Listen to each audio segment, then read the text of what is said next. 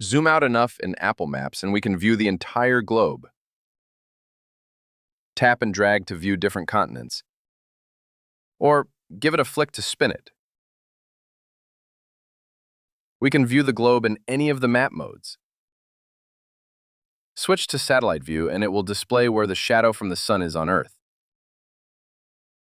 So, the sun will soon be setting in Spain, Portugal, and Eastern Africa.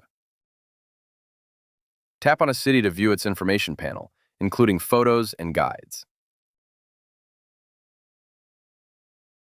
The same is true for major bodies of water and other landmarks.